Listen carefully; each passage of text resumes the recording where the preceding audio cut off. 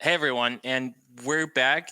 And one of our next speakers, Lucas Baldi, kindly agreed to start a little bit earlier his talk. And Lucas, thank you for joining us. Thank you for helping us with this event, with Stream, and with organizing. And we appreciate your time and your dedication. And I guess without any further ado, I will just pass microphone to you. And I just wanted to mention that the Lucas's talk is going to be about Firebase plus React Native serverless love, because everyone tends to think that since Firebase is a part of the Firestore and Google packages and stuff like this, so it must be Flutter and Firebase. But no. This time it's going to be React Native and Firebase. And on to you, Lucas. Thank you. Thank you, Pavel. Hello, everyone. Welcome to my talk. Thanks for joining this, and I hope you'll find it interesting.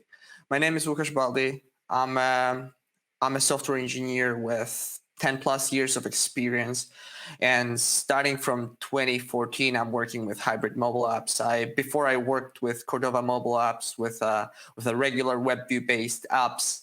And later on, a couple of years ago, we switched to React Native. Apart from that, after work, I'm working on a Udemy course, also on React Native, and a bunch of apps that I'm developing in my free time. And I use Firebase actually for the backend. So let's start with what is Firebase. Like some of you may know, some of you may not know what Firebase is. Firebase is a platform developed by Google that basically it comes with a set of tools that helps software developers, app developers, and web app developers to build their apps without employing the whole infrastructure and without writing a big backend server code. So if you look at Firebase and if you look at who uses Firebase, you can see that there are actually, if you go to firebase.google.com, you can actually see that there are pretty large apps that use Firebase. There's New York Times, there's Alibaba.com, Trivago, and so on and so on. So it's not something that's built just for the pet projects. It's a real thing for real apps. What we're gonna build throughout this talk, I haven't really prepared any slides because I decided that code says more than 1,000 words. So I decided to build a little app that is available on GitHub. I'm going to share the link in a moment. And this app is a standard to-do app. Everyone is used to to-do apps, and it's a good one to show off the tools that we want to show. So this to-do app is a very basic app, as it has a login screen, so you can log in with your email and password. You can add new to-do, you can save it, and then you can edit the to-do and delete it. This app right now that you can see is running with hard-coded mocked data. And what we're going to do throughout this talk is we're going to create the React Native project, and then we're going to integrate RN Firebase .io, which is a library that it's a React library that helps us to integrate with Firebase. And then we'll implement the basic Firebase calls so that we can utilize Firestore and authentication module from Firebase.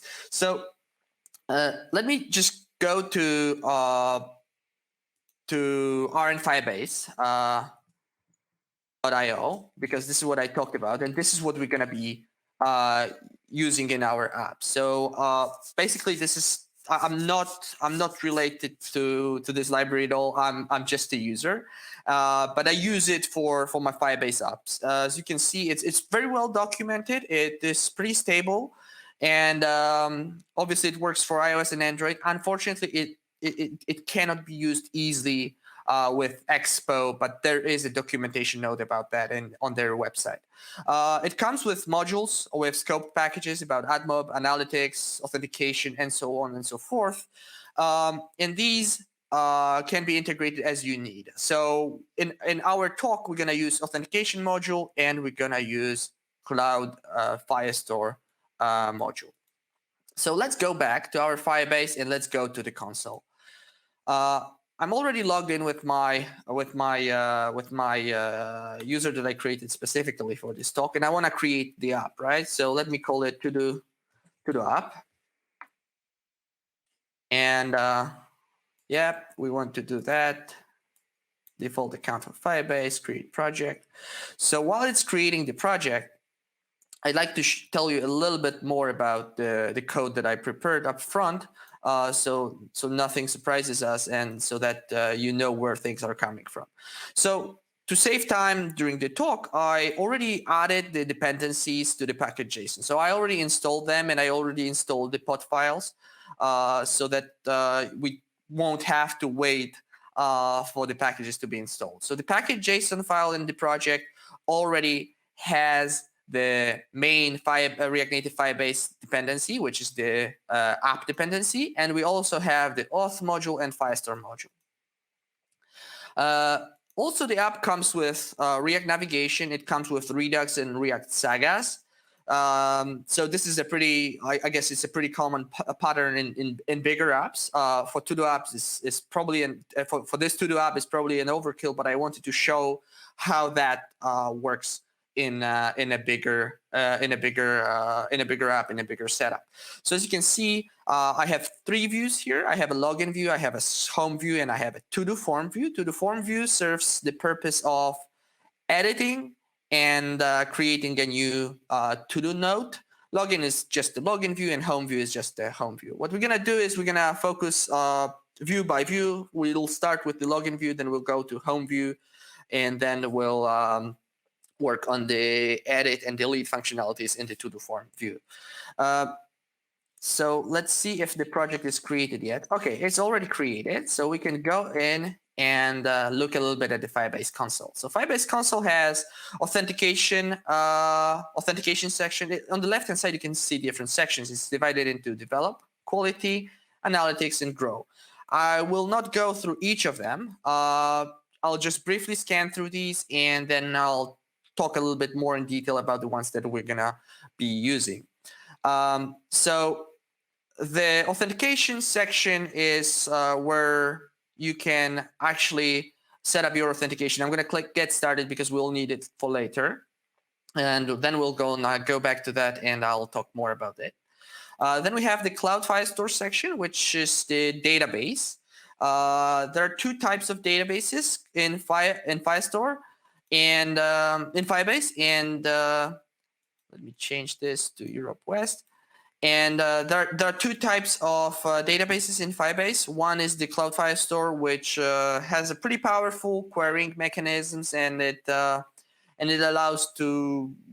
It's not a purely JSON-based database, and it allows you to do some pretty complex queries, pretty complex comparing to the real-time database, which is a simplified version of a database. But the benefit of using the real-time database over Firestore is that out of the box it gets an automatic synchronization. So if you update something on one device and the other device is listening on this node, you'll get the update right away.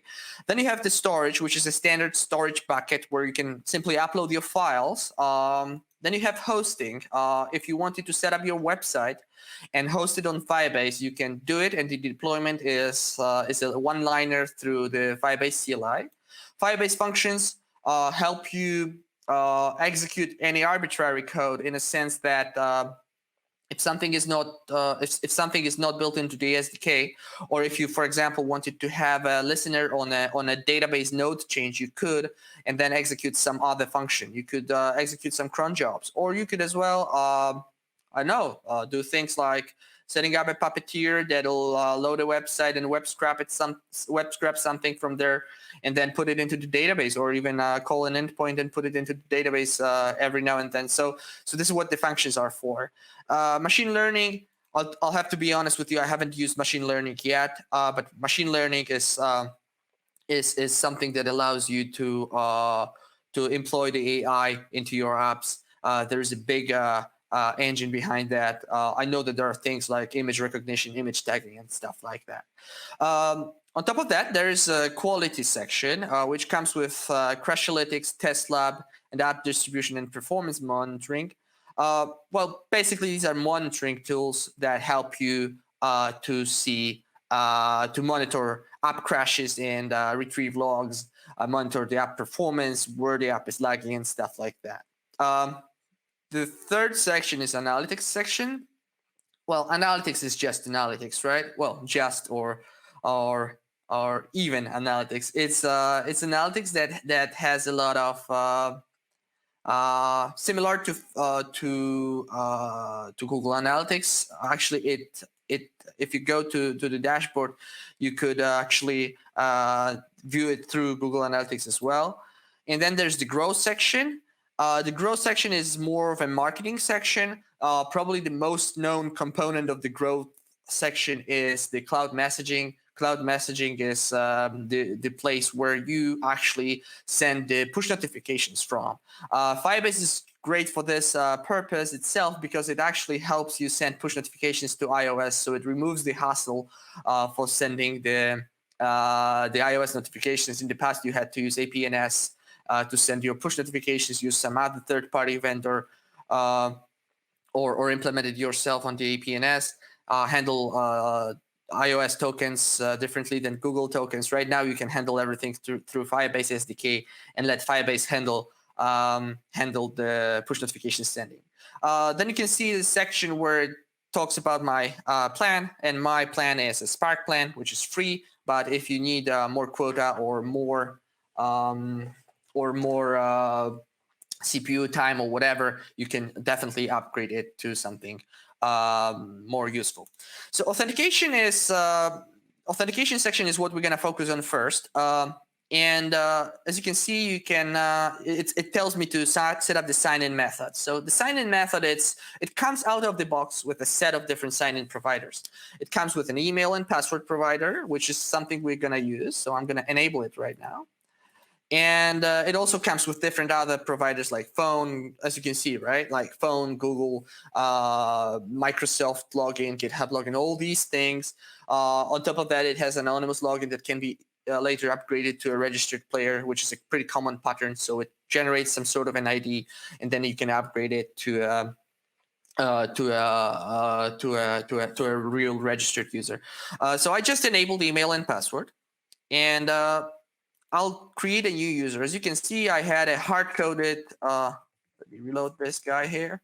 I had a hard-coded lukash@example.com, so I'm just going to create lukash@example.com and password 1. So we are ready for later. All right, so I just added the user, and we have our user here. Let's now go back to the app and let's integrate the library itself. So if we go to the RN Firebase, because this is what we have to do, I already installed the dependencies, but I didn't go up front through the app configuration on the RN Firebase documentation because I wanted to show it to you. So I already installed this package, but I haven't set up this thing, right? So what they say is that we have to generate the Android credentials first. So let me go to the Visual Studio Code and let me show you what the bundle identifier is, right? So most of you probably know how to check it, but well, if you don't, this is my bundle identifier, pl.baldi.todo-app, and let me copy that. And what we need to do is we need to go to Firebase and actually create the app. We haven't created the app yet. So if you go to Project Overview, there's a little Add App button here. And we're going to start with iOS app. So I click on iOS. I enter the bundle identifier, and this is pretty important. Well, it is important to match it. And I'm going to call it iOS to-do app. Okay, let me register it right now. And what it's going to do is going to create the Google Service Info plist file that I am going to download. Once I have this, I'm going to close this window. and I want to create an Android as app at the same time. So Android sudo app. All right, let me register it and download the Google Services JSON. So once we have these two, now we are able to connect our apps to the actual instance of our Firebase. What they say here in the documentation, they say that we have to download this file, as I just did, and place it in Android app Google Services JSON. So let me go here. Let me go to the downloads folder, and let me just move the Google Services JSON inside the app folder. So here we go. And once we have that, we have to update the build Gradle and the app build Gradle files. So unfortunately, there are some manual steps, so we have to do them. So let me copy this line, go to Android build Gradle, and let me add this line here. Okay. And the next step that we have to do is we have to add this apply plugins line into our app build Gradle file. So app build Gradle, and at the top of the file, right under the Come Android application, we have to add this line. Now let's focus on iOS setup. I'm gonna through this talk, I'm gonna use iOS simulator, as it's pretty well. It's more performant than the Android emulator. So I'm going to use this one. For iOS, it's as easy or as difficult as opening the Xcode project and adding the info plist file as a project file. So let me go to the terminal. Let me kill the Metro bundler because we're going to restart it anyway. So open iOS, to the Firebase XC workspace. I'll open my my Xcode project. And what I need to do now is I need to go to the directory tree, right click here, add files to the Firebase, go to downloads, Google Service info plist, make sure to check the copy items if needed, and add the file. Once this is added, I'm gonna close my Xcode. I don't need it anymore. And I'm gonna go back to the documentation. They talk about adding the Firebase import and this Firebase initialization here. So let me import this guy here, and let me go to Visual Studio Code. I will close these two files, and let me go to app-delegate.m. What we want to do is we want to add an import here, and we want to add these 3 lines inside the did finish launching with options. So right here, let me just add a tab here. I'm adding the app delegate Firebase initialization. So let's start. Let's restart the app. React Native run iOS. React Native run iOS, and I am going to make this guy a little bit bigger so you can see it better. All right, so it's booting up the simulator again, building the app.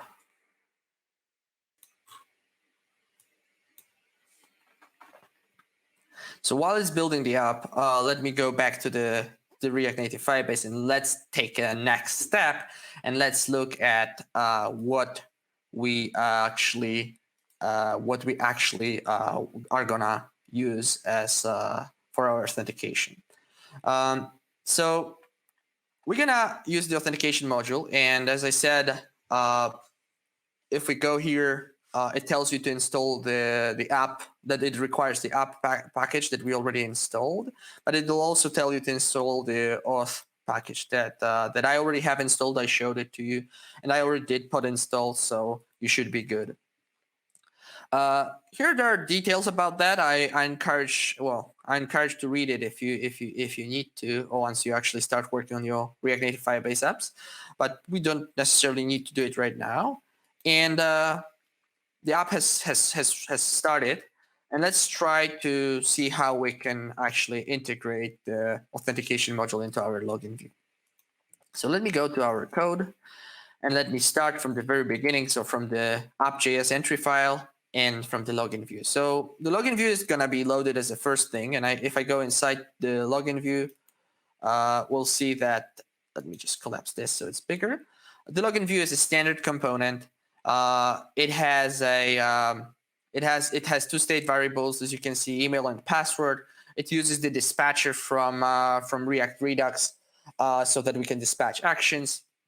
Use navigation hook from React Navigation. Use selector from React Redux so we can retrieve the UID after the login is successful. And then we have our use effect that will be called on the UID update. And if the UID is specified, it will replace the navigation route to the home view. So it'll simply redirect us to the home view.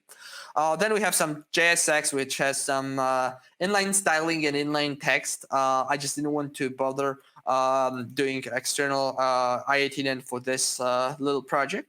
And what's the most important thing for us is this full width button that has a dispatch call that dispatches an authentication process start action with the email and password as its payload.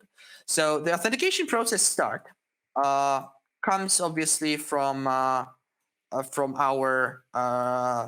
Redux actions, authentication actions here. So authentication process start. And this thing is registered to be handled inside the authentication saga. So every time the authentication process start is published, the saga will this authentication saga will catch it and execute the do authentication saga, and it'll retrieve the email and password from the payload, call the service login with email and password, passing the email and password to it, extract the UID from the response, and put the authentication process success with the UID as payload. That is then handled inside the authentication reducer. As you can see, authentication process success. Here you go, UID payload. So let me go back to our authentication sagas. And let me go to the service because this is what we're interested in. So the service right now just returns a promise, a standard promise that resolves the user with the UID 1234. Let me actually start React Native Debugger. And let me start the app in the debug mode.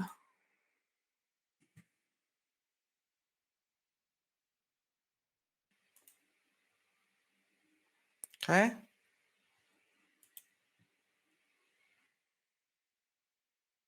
Right. So log in. You'll see that the state here contains the authentication reducer UID 1234. All right. So what we want to do is, let me comment this guy out, and we don't want this anymore, but we want to actually perform the real authentication, real Firebase authentication. So we want to import auth module from React Native Firebase auth scoped package. And what we want to do is we want to return auth, and we want to do sign in with email and password. As you can see, there's a bunch of different methods here. We're going to use the sign in with email and password. You have a full documentation coming up here at the autocomplete. And sign in with email and password, and it accepts two parameters, email and password. So could it be that easy? Let's try, and let's see if it actually is that easy. So let me reload this guy again. Let me show you the debugger now. Let me click on login. If I go to state and I show you the authentication reducer, now the UID is not anymore 1234, it's HM8L.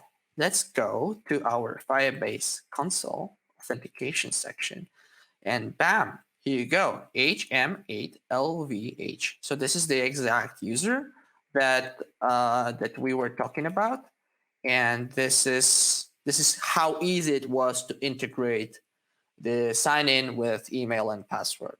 It is that easy, and like just imagine that you'd have to set up your database, you'd have to set up your, I don't know, some you could implement it yourself or use some third-party library, set up your, I don't know, Express server or whatever, Spring Boot app.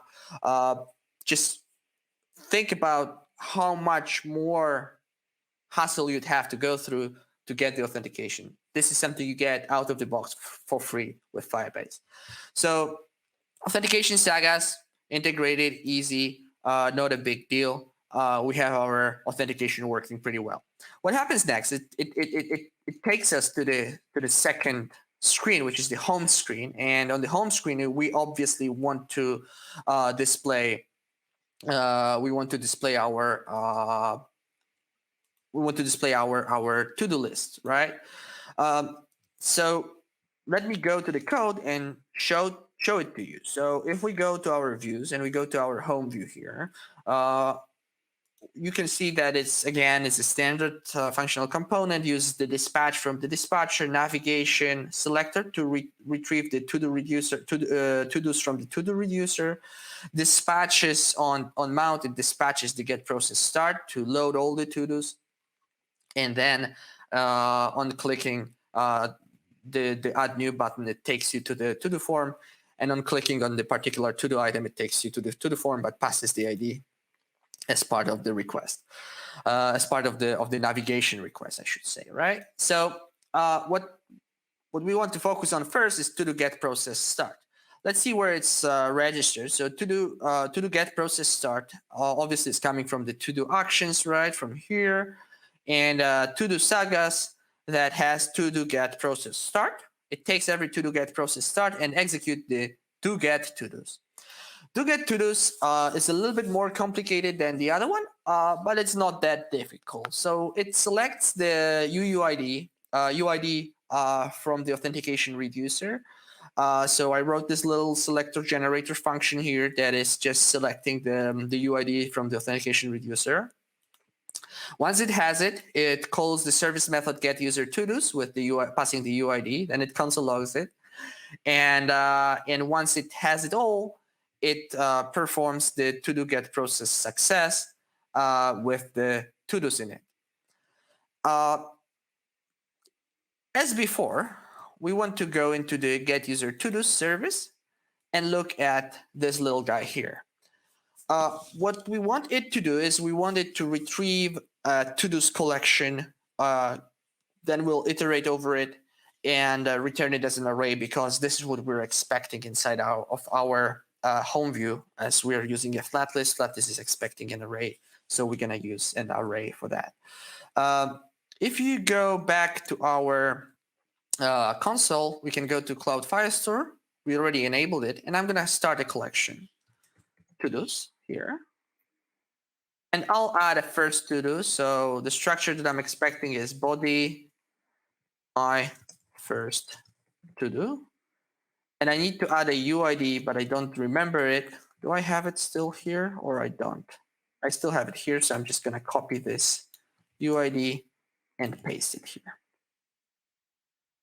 So my to-dos collection has one document in it. This is the document, and the document structure is body and UID. UID is the UID of the currently logged in user. So what we want to do here is we want to use Firestore module from RN Firebase, retrieve to-dos collection, filter it by the UID because we only want to retrieve the ones that that the UID has, process it the way we want it to be used inside our component, and return. Let's go to the RN Firebase real quick, and let's find the Cloud Firestore. Here you go. That's Cloud Firestore. These are the steps that I already did for you in the project, so we don't have to do that. So we don't have to wait for it to be done. And then it just tells you to import the Firestore from there, and then you can retrieve the collections and whatever else you need. So let me start with the import. Import Firestore from React Native Firebase /Firestore. It's the package that we want to use. And let me comment out this hard-coded thing, and let me do the following: const to-dos collection await firestore collection, because we want to retrieve the collection to-dos. And now we want to retrieve not all the elements, but we only want to retrieve the elements that match our condition. Where the first parameter of where is the field path. So I want to say UID. The second parameter is the comparison, comparison function or method, the operator. So I'm going to say equal because I want it to be equal, and I want it to be equal to UID. Once I have this, I have to call a get method, so it'll retrieve it. So we have our to-dos collection, and our to-dos collection right now should contain everything we need. It should contain everything we need, and it should basically filter it by the UID, right? So, but that's not yet it. I said we need an array. That's why we made it as a asynchronous function, and we added this await here. So what I need next is I need another const, which is going to be to-dos array. And I want to iterate over the to-dos collection and push the documents in the to-dos collection into the array. So to-do array for each, because there's a for each method. And I'm going to do to-do. And inside that, I'm going to do to-dos array, push. And I want to spread the to-do data. So every document has a data function on it that will just extract the snapshot, because Firebase operates on snapshots. It'll extract the snapshot into a, or snapshot the snapshot into an adjacent object, I should say. And then I want it also to have an ID, because I want to know which ID I'm referring to. So to-do.id. And now I just want to return it. To-dos. Okay. So the ID that I want to see here is this particular ID, because then when we're going to be editing or deleting it, I want to be able to actually find the one that I'm referring to, right? So to-dos array is returned. Let's just go save it. I just did a mistake. I didn't notice it here. The autocomplete caught me, and I did to-dos array for each. Obviously, it wouldn't work because we want to iterate over to-dos collection here, right? So line number 23 is where the mistake was. So let me go back to the React Native debugger and reload the whole app here. So right now I'm logging in with my Firebase registered user. Log in. It logs me in, and it shows my first to-do. Let me double check if that's coming from the Firestore. It seems it is. So let me add another one here. Let me add another document, and I'm gonna call it body my second to-do UID. I need to copy the UID again because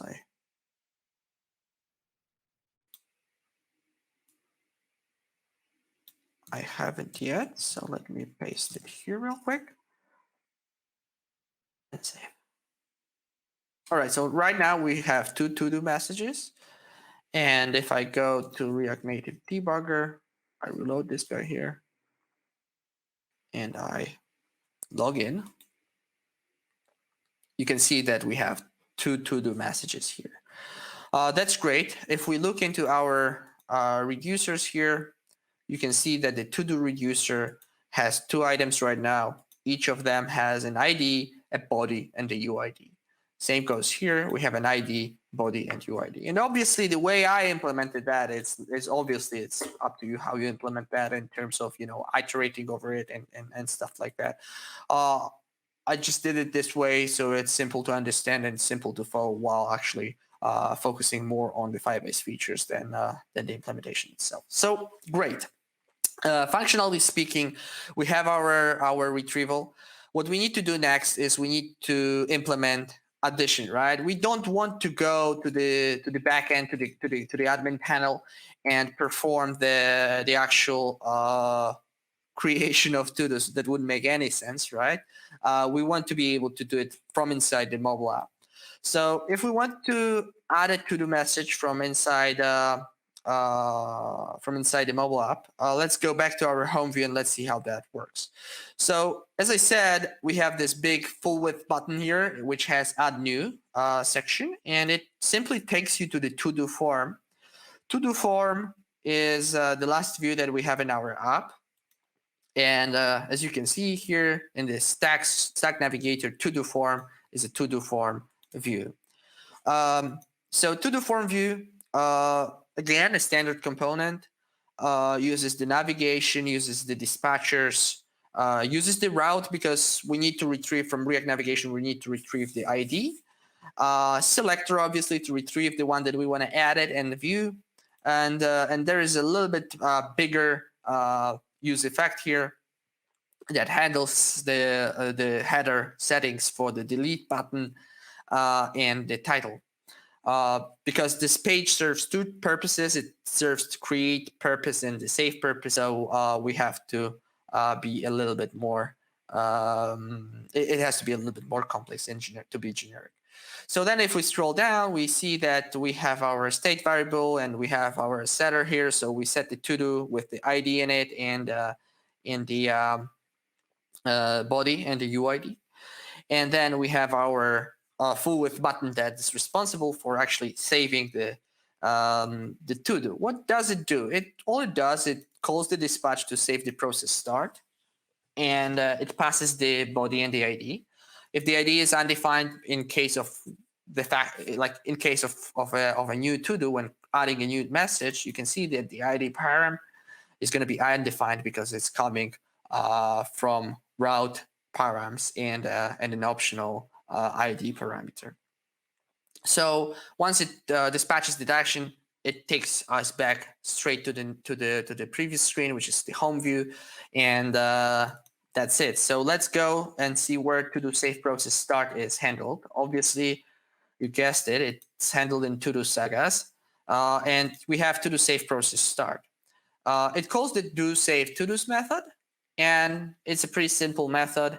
Again, it extracts body and ID from the payload, retrieves the UID using the same selector function, calls the save to-do, and then it calls the do get to-do saga so that it refreshes the list of all the to-dos. Again, what we want to focus on is our save to-do service, which lives here. Right now, all it does, it just returns a promise. So I'm going to comment this guy out.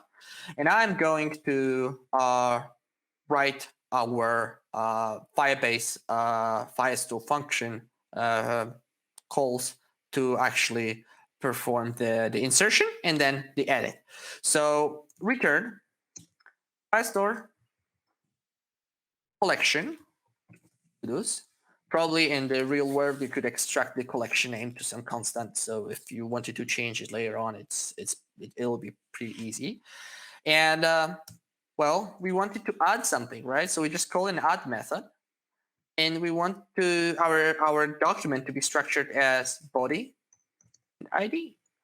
That's it. We don't need anything else to create new element inside the database. So let's see if that actually works and if I did a good job updating this function. So let me log in again. I have two to-dos now. I'll click on add new. My third to-do message.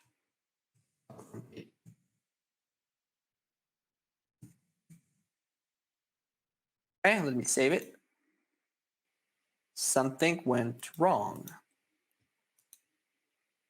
apparently. What happened? Has it been added? Let's see. So it has been added here. It's just the ID that I did a mistake and I populated the ID. So I actually showed you, it's great that I did this mistake. There's nothing bad. It should have an UID. It doesn't have the UID, so the where statement wasn't satisfied, and we were not able to actually query here by the UID equals UID. So let me update it. Let me save it, and let's add another message here. So I'll go to the simulator. I reload this guy here. I log in. I do add new, and I do my third real to do. Save. And bam, here we go. My third real to do message is here. And if I go to the Google Chrome and I go to my Firebase console, my first to do, my third real to do message with the same UID. And as you can see, it only displays 3 here, and I have 4 here. So the where statement works pretty well. Some of you may ask now, hey, what are you talking about? This is not secure at all. Like, I'm just querying, but if due to an error or some hack attempt or mistake of the developer, if someone somehow omits the where statement, we'd get all the to-dos. Let's try it. If I comment this line out, reload this guy, log in. And yes, you are right. We have 3 different, we have 4, all 4 are retrieved, even though the UID doesn't match. And this is something I'm not gonna cover in this talk due to the time constraint. But in order to secure your database from reading and writing to collections and documents that people are not supposed to be writing, there are rules. And there's a pretty advanced rules editor. Well, the editor isn't very advanced, but the rules engine is pretty advanced. You can define your own rules. So you can say, all right, this document inside this collection can be only written by the if the currently logged in users use UID is the same as the UID inside the object itself. Or you can say this can be read only by this person, but or you can say it can be read by everyone, but written by only the one that created it. You can also set the rules for updating and stuff like that. These rules that you can see right now are the default rules, and it simply says that any document can be read until this date. Because I'm in a test mode, so it was what was created by default by Firebase. So you can test these rules here using the rules playground. As I said, unfortunately we cannot cover that during this talk, but that's not it. It's not that Firebase is not that secure at all, right? So we have our to-dos. Let me add back our commented outline. We have our to-dos, and we are able to create to-dos. The next step probably would be to be able to edit them, right? So let's see how this thing works. I'm reloading the app. I'm logging in again, and I go to, for example, my second to-do. It retrieves it, as you can see, in to-do form view. The ID parameter was passed from the home view here, right? The ID parameter was passed from the home view, and to-do form view simply retrieved this ID parameter and perform the selection on the to-do reducer, selecting by to-do item ID with if it matches the ID param. It just returns it from the reducer, and then it sets the state object here. So for sure it retrieves it properly, and what we want to be able is we want to be able now to just change its value, edit it, and save it. So again, it's the same save button here, and it calls the same to-do sagas, and it goes to the same get user to-dos, and it calls the save, sorry, not get user to-dos, but save to-do, and it simply calls the same save to-do method. As you can see, we are not using this ID parameter right now, and probably we should, right? So if we want to update it, we would just do if ID is defined, because for the new ones it's not. We want to return Firestore collection again. To-dos. And what do we want to do next? Well, we cannot just call add, right? Because we're not adding. You could think of adding where, but what we want to do is we want to refer to a document ID, and then we want to call update with simply a body. We don't necessarily want to update the UID because it's already there. So probably it would be a good idea to not even touch it. So we retrieve the collection, we tell it to retrieve the particular ID of a document, and then update that particular document. Let's see if it works. So if I go to my simulator and let me just have Chrome here. I'm on my second to-do. I want to reload it just for the sure. Again, my second to-do, and I'll add an exclamation, 3 exclamation marks here. Click on save. And as you can see, it updated it here, straight in Firebase, and here. So we have our update mechanism ready. Again, how easy it was to create and update these entries here. Excuse me. So the last thing remaining is from our functionalities that we have right now is the deletion. When clicking on the element, we have this delete button in the top right corner in the header. It is coming from the fact that, as I said earlier, inside the use effect, we were setting the header right, and if the ID param is defined, it returns the touchable opacity that calls an alert asking if you are sure you want to delete, and if you are sure you want to delete, it'll call the to-do delete process start. As a payload, it'll pass the ID with the ID param, and again, it is going to be handled inside the to-do sagas.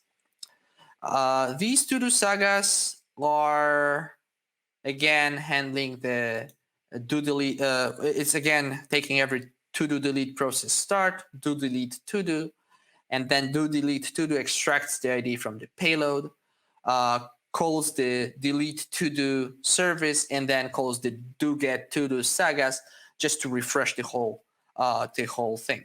So the do get to-do sagas is here, and delete to-do is our service here. Right now, again, it's just returning an empty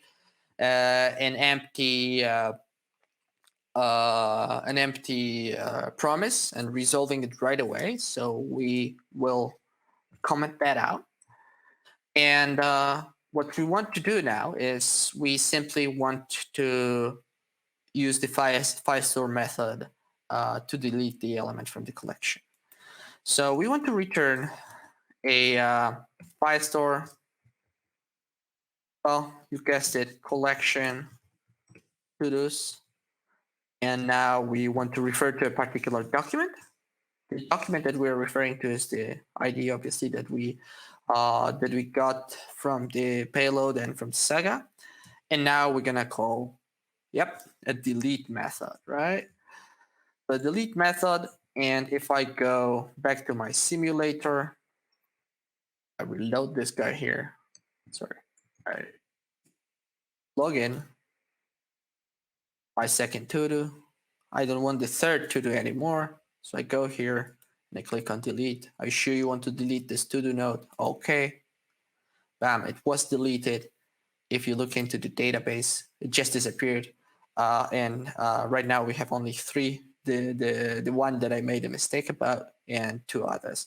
If I want to remove this document, I can also do it from here. I can just click start delete, and I'll clean it up. So let's create another user just to make sure that that it actually works. So Lukasz1 at example.com and password 1, and it has an OBIZ as a user ID. It starts with these characters. let me go to the simulator again. Let me reload this guy here. Let me change the Łukasz to Łukasz1. Log in. I'm in. Empty to-do list. Nothing's there. OBIZ. Yep, that's my player. That's my user. I click on add new to-do. Well, not new. New. iOS seems to be smarter than me. New to-do. And save. And here you go. It was added properly. If we go to Firebase data store, real-time database. Sorry, Cloud Firestore. You see that my second to-do is HM, and OB. If I reload it again and log in with Łukasz again, you see that it's not retrieving the other ones. So that's pretty much it for the talk itself and for the app that we wanted to build.